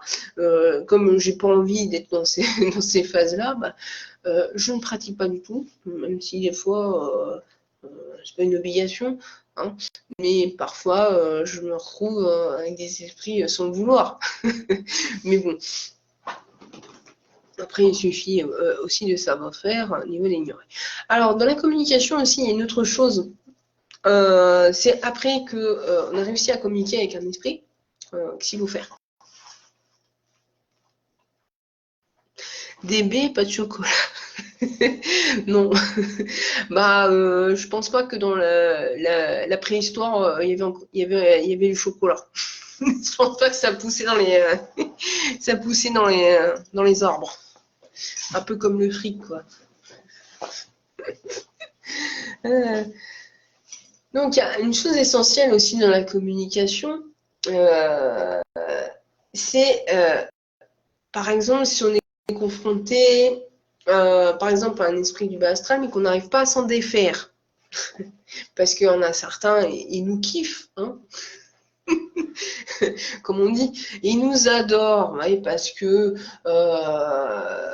on a tendance à vouloir trop les écouter, ou on est naïf, on va croire tout ce qu'on dit, après tout dépend de la personnalité, hein. Moi c'est pas le cas, mais si on est quelqu'un en fait qui est plus ou moins naïf, qui croit tout et n'importe quoi, il va croire tout et n'importe quoi au niveau d'un esprit, et il va se faire manipuler, blablabla. La chose essentielle dans ce genre de conditions, si on veut s'en sortir, c'est déjà récapituler, on va dire, la communication avec l'esprit. Et on analyse de fond en comble ce qu'il nous a dit, et on analyse toutes les communications, et après on va se rendre compte d'une chose, c'est qu'en fait il s'est bien foutu de nous, hein, parce que très souvent ils savent pas mentir. C'est magnifique là-dessus parce que vous me posez des questions, mais vous posez des questions, mais tournez différemment, mais qui veut dire la même chose. Vous allez voir comment il parle dans tous les sens après.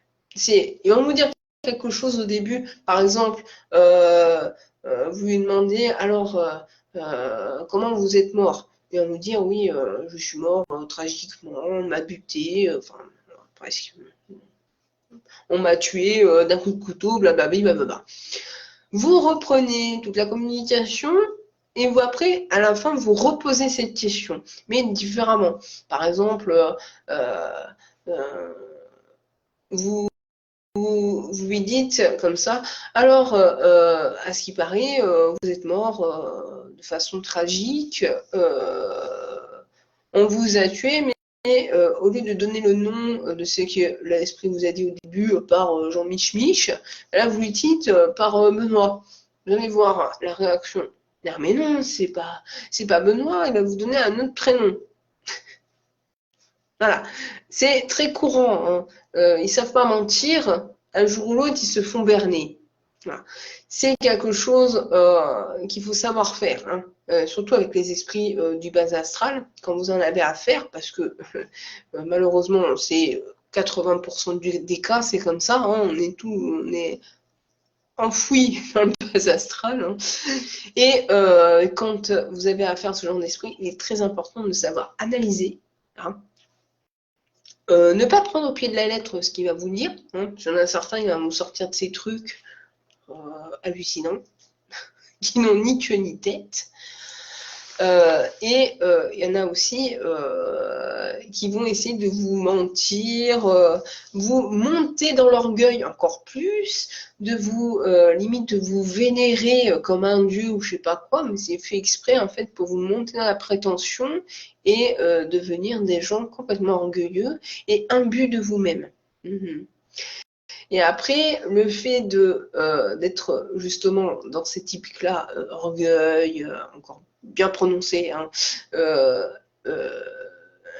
ne plus se sentir pissé, etc., ils vont essayer de vous manipuler encore plus dans le mal. Ils vont vous pousser à faire des choses, dire mais t'inquiète pas, si tu fais ça, tu vas avoir tous les vœux que tu veux avoir. T'inquiète pas.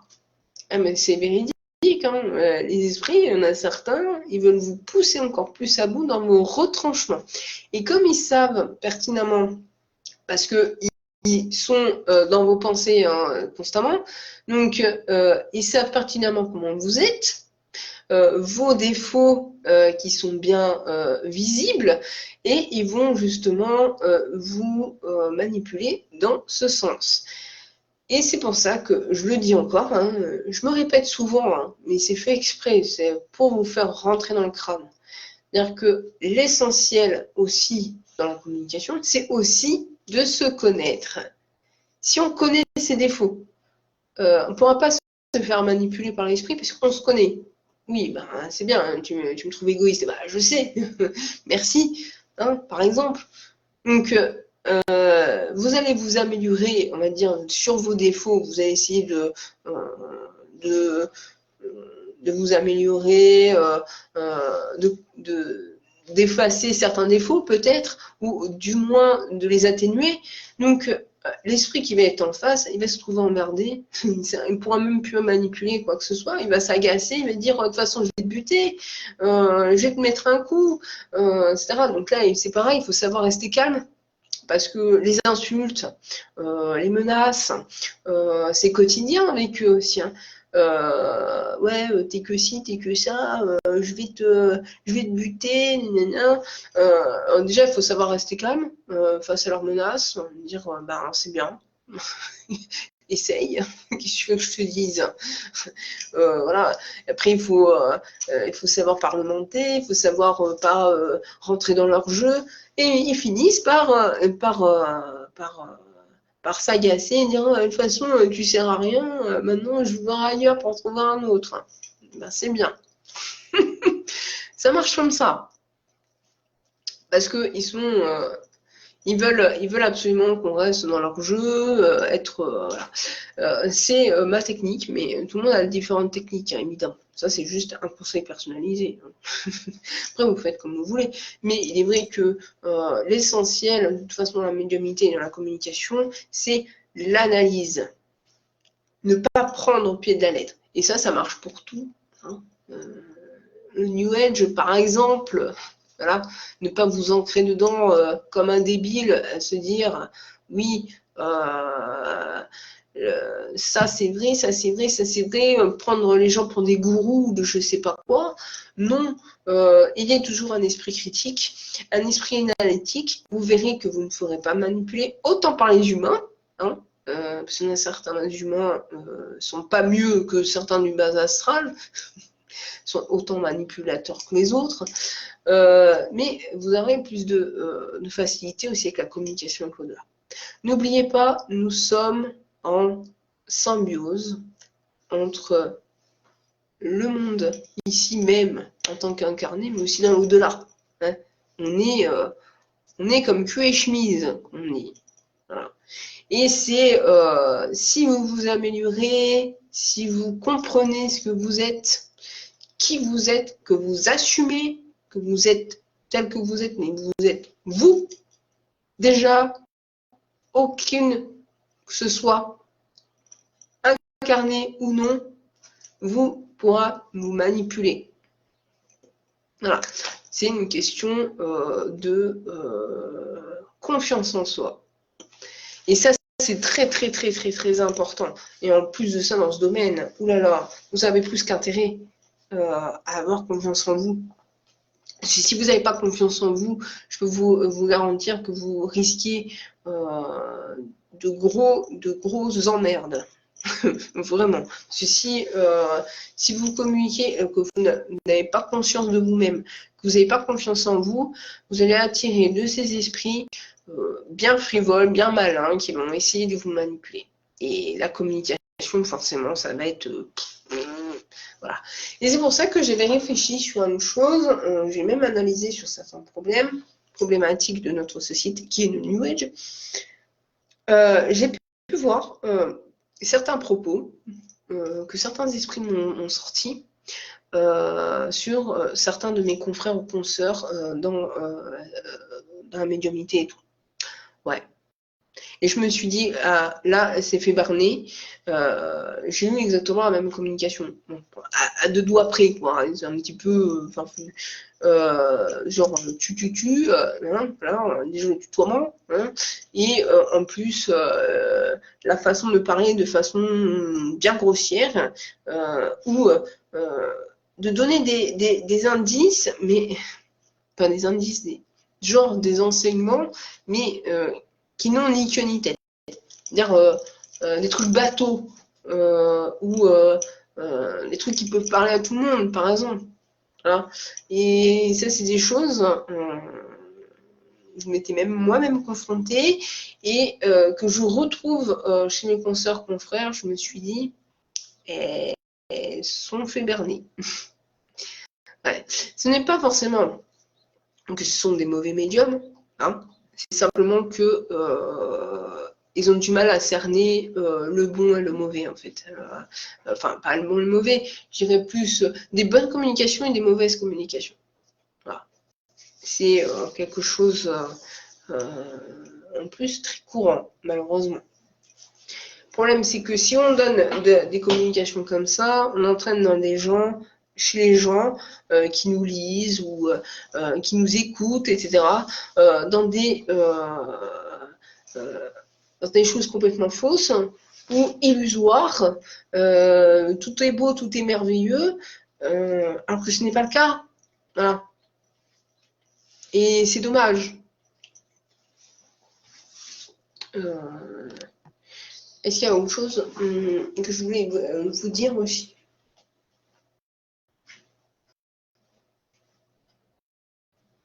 Donc, il est très important aussi, si vous vous mettez dans la communication, c'est de savoir aussi à peu près le style de médiumnité que vous êtes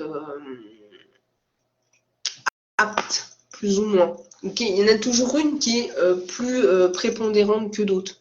C'est-à-dire que soit vous êtes, je sais pas, sensitif, ou vous les voyez, donc voyant, ou ça va être plus dans le toucher, les sensations, ou l'écriture, la peinture, le dessin, l'écriture aussi, mais je dirais plus la poésie, les romans, etc. Il y a énormément. Il y en a beaucoup qui veulent se lancer, par exemple, ils disent, oui, alors je commence à voir, alors je vais me lancer dans la... pas dans la voyance, hein. Non, je vais m'approfondir pour mieux voir les esprits, etc. Alors que ce n'est pas forcément pour lui. Déjà, il faut savoir que médium voyant, c'est généralement de façon... généralement, ça dépend, de façon courte durée. Voilà. À une certaine période de notre vie, on peut être amené à voir beaucoup plus d'esprit qu'à une certaine époque. Voilà. C'est souvent des capacités qui sont de courte durée. Comme par exemple les médiums polyglottes. Ceux qui sont capables de parler à la place de l'esprit. C'est-à-dire que l'esprit prend en semi-possession, entre guillemets, le corps du médium et se met à parler avec la voix de l'esprit.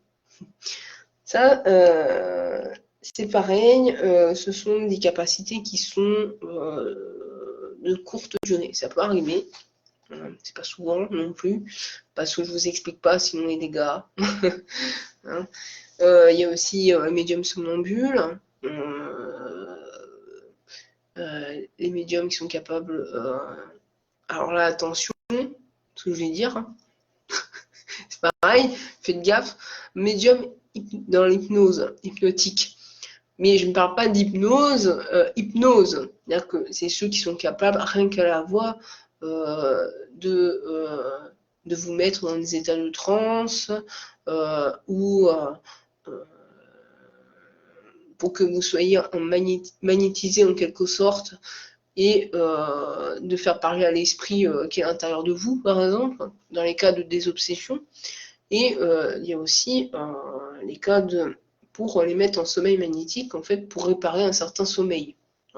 Mais ça c'est une capacité rare, hein, vraiment.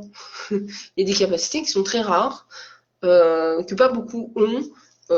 Déjà que cette capacité-là, je crois qu'il y en a 2 ou 3 dans le monde.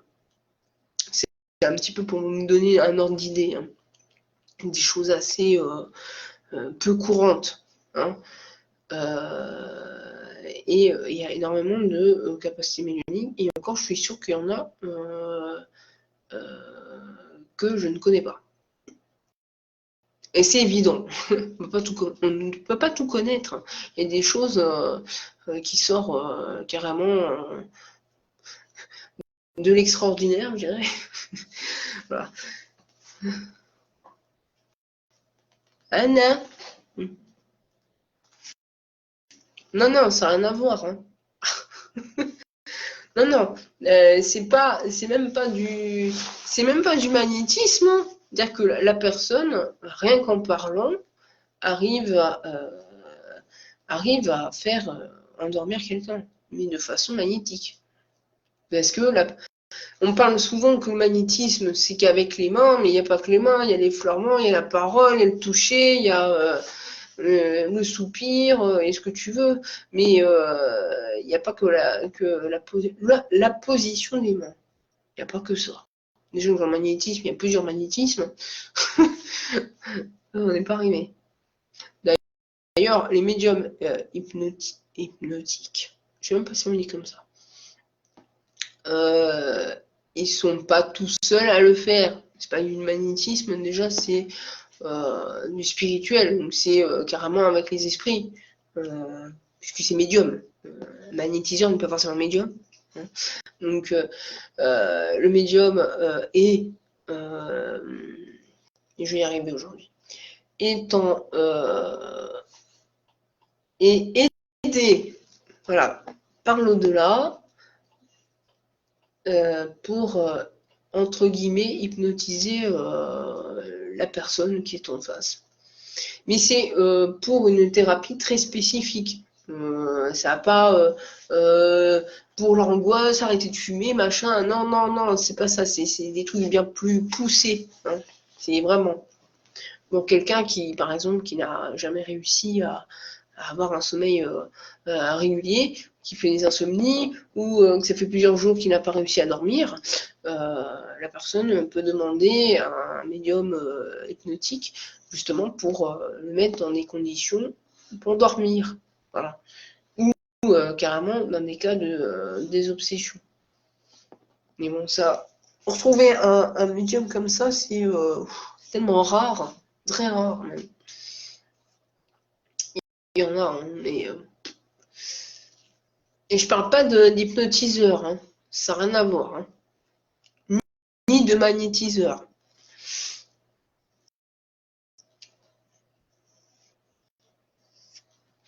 C'est carrément différent.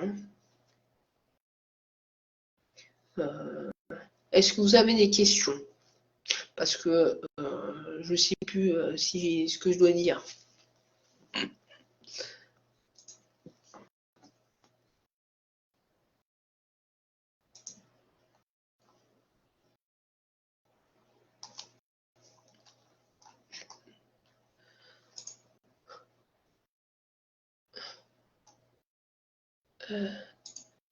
J'avais fait un exposé, je sais plus, il y a quelques temps, justement sur la communication avec l'au-delà. Je suis en train de le regarder.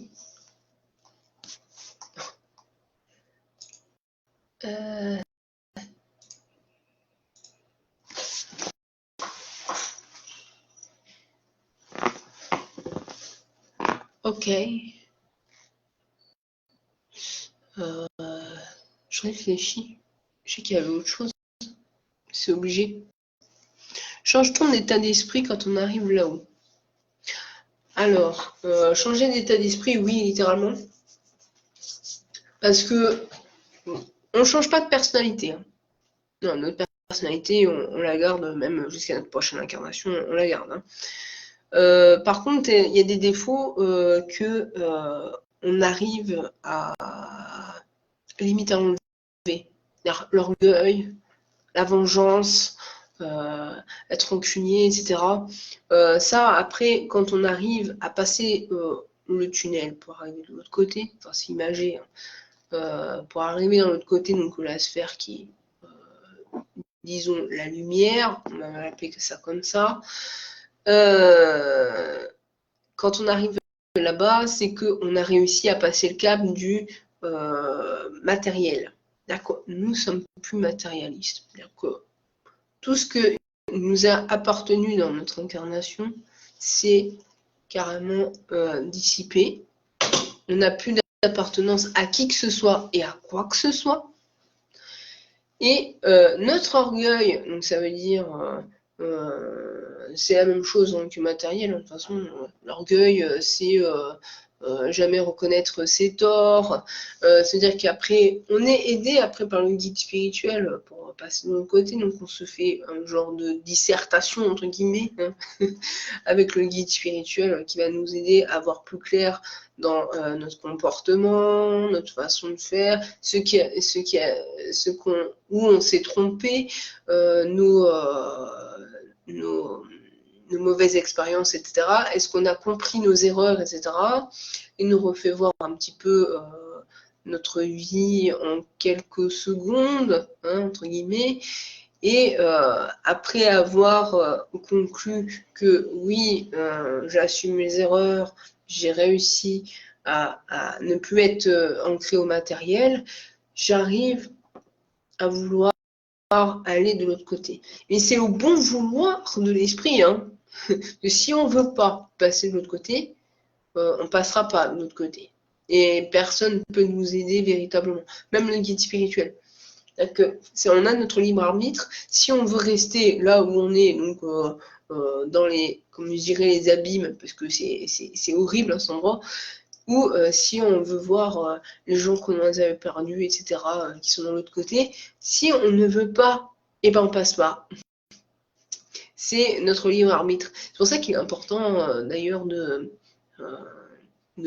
d'apprendre, de comprendre aussi l'au-delà, même de comprendre aussi l'être humain, etc. Ça permet aussi après de un petit peu de minimiser les choses aussi quand on arrive dans l'au-delà.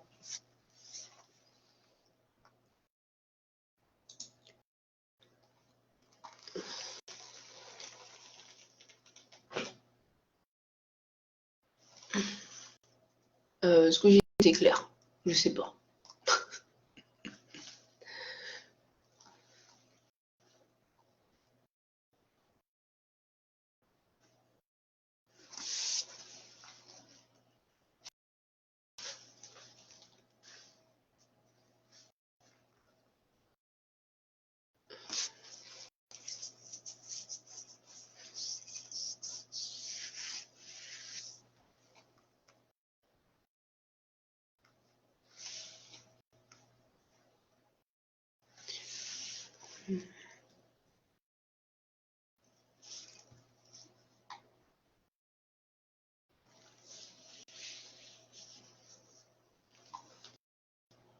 Bon. On reconnaît les gens qui étaient dans notre vie sur la Terre. Oui, par Et même que ce soit dans notre vie là, ou que ce soit dans les précédentes incarnations, de toute façon, c'est plus ou moins connu. Moins c'est clair. Voilà, donc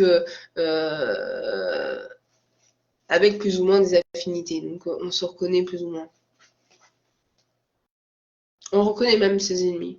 Mais qui ne deviennent même pas un ennemi après, parce que après on se rend compte que l'être humain, nous avons tous fauté, on a tous fait des erreurs, on a tous eu des défauts assez poussés, etc.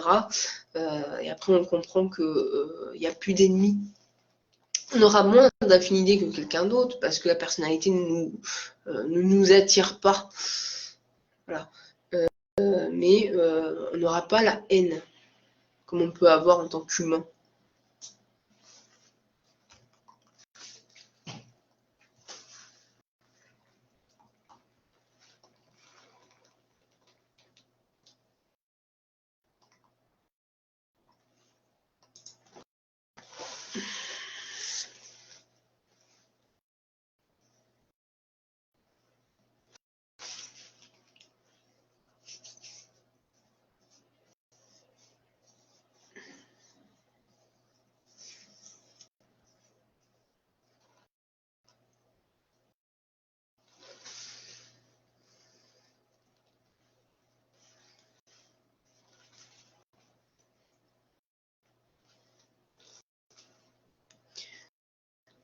Si je veux voir mon père, c'est possible en haut.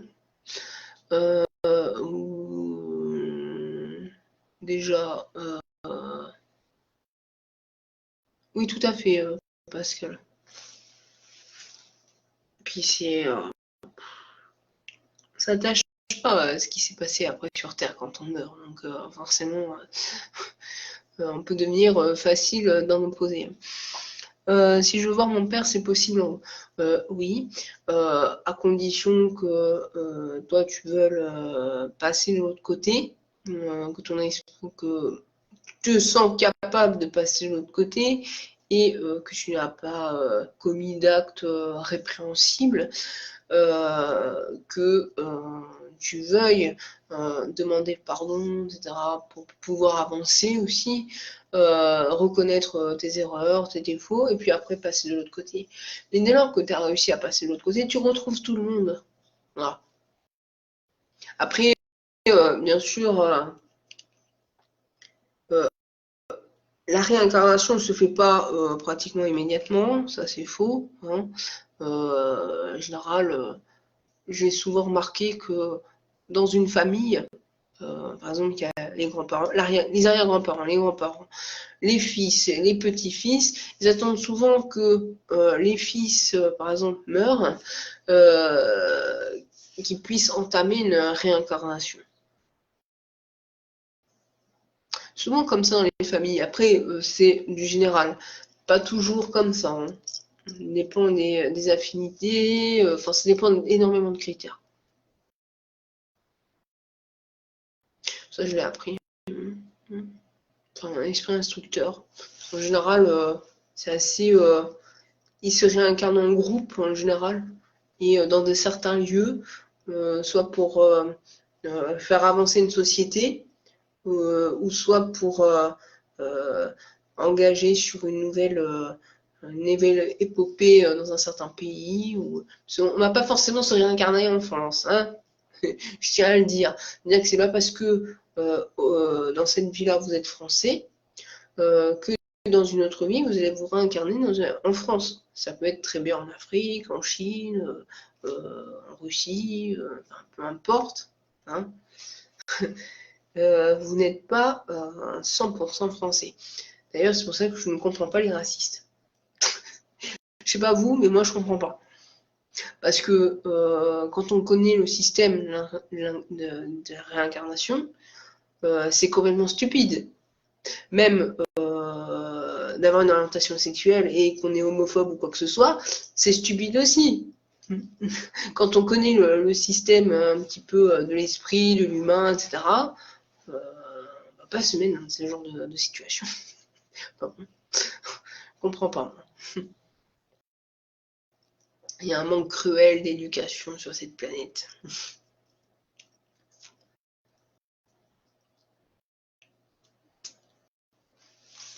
Et c'est pas forcément. Je me suis fait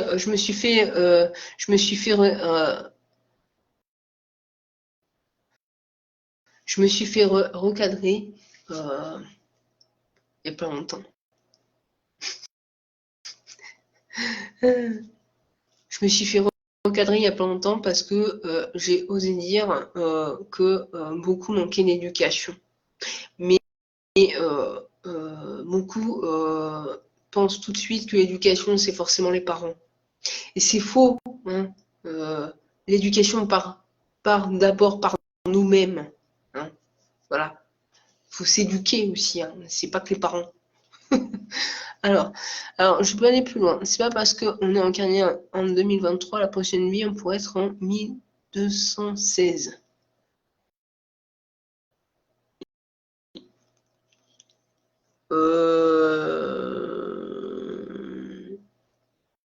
Non. C'est toujours dans l'évolution de l'être humain. Ça pourrait, en plus, ça pourrait pas être logique dans le sens où l'humain continue d'évoluer, autant génétiquement parlant que moralement parlant. Parce que plus on se réincarne, etc., plus on apprend des choses, plus notre évolution augmente, entre guillemets. Voilà, non, ça serait pas logique.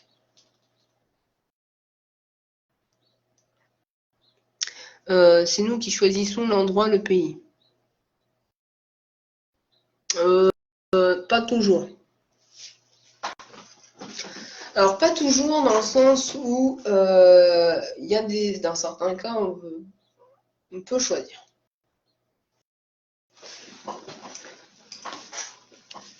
Alors, il y a du oui et du non dans cette question, sur si on choisit l'endroit et le pays. Et même si on choisit les parents, etc. Parce que ça aussi, ça rentre en compte.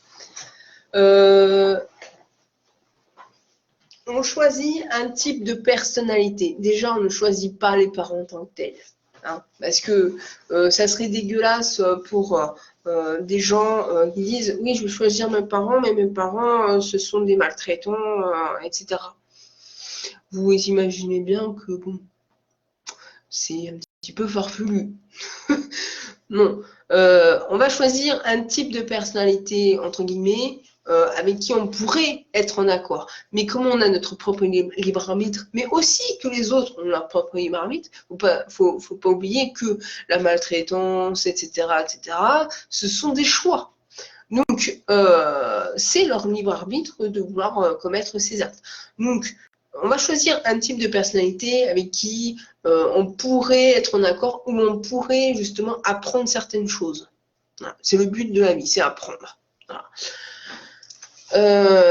Le pays, c'est pas toujours le cas dans le sens où des fois ils doivent se réincarner pour améliorer certains pays, par exemple pour éviter des guerres, pour améliorer la société sur certaines pratiques, ou il y en a qui vont être plus, il y en a qui ont réussi à apprendre beaucoup sur Terre, donc ils vont être plus amenés sur des pays, disons, pour augmenter l'intelligence du pays.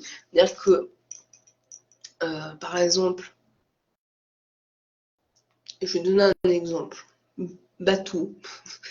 En France, par exemple, on a eu des périodes où il y a eu une augmentation, disons, d'intelligence. C'est-à-dire que les années-lumière, l'arrivée de l'industrie, voiture, l'amélioration du quotidien, etc. C'est arrivé avec des gens qui ont été scientifiques, des gens qui commençaient à ouvrir un peu leur bouche au niveau de la société.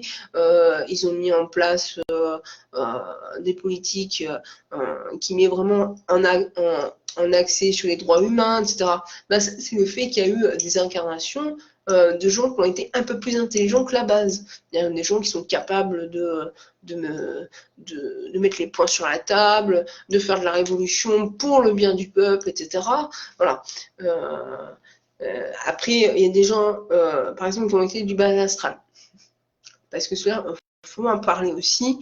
Il y en a certains qui sont obligés de se réincarner parce que tellement que, on va dire qu'ils ont tellement fait d'énormes conneries, hein, des meurtres, des génocides, etc., etc. Et ils ne peuvent même pas se faire racheter et ils ne veulent pas se faire racheter non plus. Donc à un moment donné, ils sont forcés de se réincarner et ceux-là, de toute façon, ils finissent dans de sales conditions. Voilà, ils sont dans des pays, ça va être des pays ils n'ont même pas le choix, ni du pays, ni de l'endroit, ni de la famille avec qui ils vont être, etc. Ils finissent dans des conditions de toute façon assez terribles, en fait, pour qu'ils comprennent que les erreurs passées, il faut qu'ils se les mettent dans le crâne. Voilà. Et ils vont finir dans des conditions soit de pauvreté extrême, ils vont connaître des choses terribles. Bien sûr, s'ils ne sont pas fait racheter, hein, évidemment. Soit ils ont des handicaps à vie, des traumatismes assez inconséquents. Voilà. Enfin, après, en général, c'est ça. Mais on choisit, quand on a une vie lambda, alors on a fait quelques conneries par-ci par-là, mais bon, sans gravité, de gravité, on va dire. Après, quand on se réincarne, on peut choisir, par exemple, un pays un petit peu pour changer, pour apprendre de nouveaux aspects. Mais ça, on le voit avec notre guide spirituel juste avant de se réincarner. C'est un petit peu on met un petit peu nos demandes, entre guillemets. Voilà. Mais ça ne sera pas forcément exécuté tel qu'on le souhaite, évidemment. Ça veut dire que le guide spirituel nous connaît encore mieux que nous-mêmes, donc il va nous conseiller, peut-être une autre personnalité, etc. Voilà. Mais après, on a notre libre arbitre, évidemment. N'oubliez jamais ça, parce que dire que oui, j'ai choisi de me réincarner dans une famille maltraitante, je trouve ça très malsain quand même. Non. C'est surtout qu'on a nos propres choix et nos propres libres arbitres qui fait que certaines personnes font des actes de telle sorte. Voilà.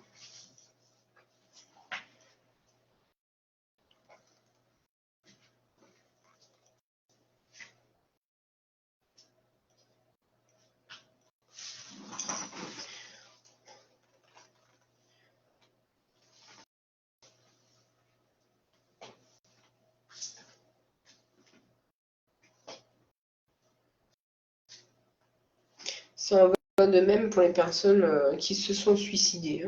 En général, la réincarnation se fait de façon assez dramatique, malheureusement. Il y a toujours un truc qui cloche.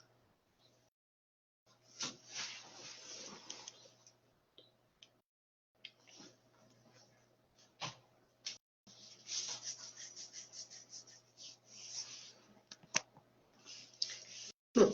Y a-t-il d'autres questions? Tant que j'y suis.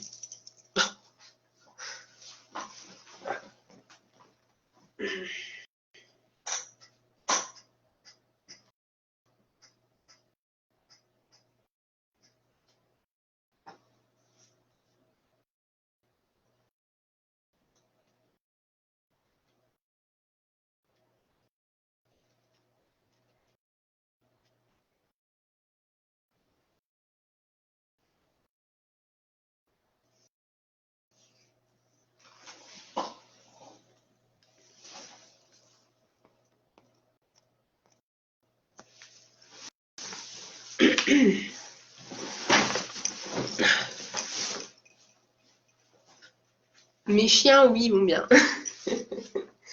Il y en a un là, et puis l'autre, il est dans la chambre. Ils sont tranquilles. On les entend pas aujourd'hui.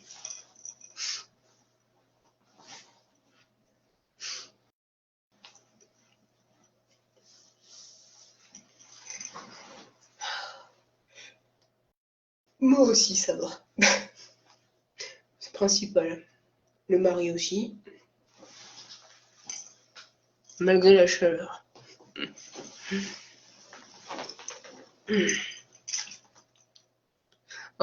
Mais il n'y a pas de quoi. Je suis là pour ça.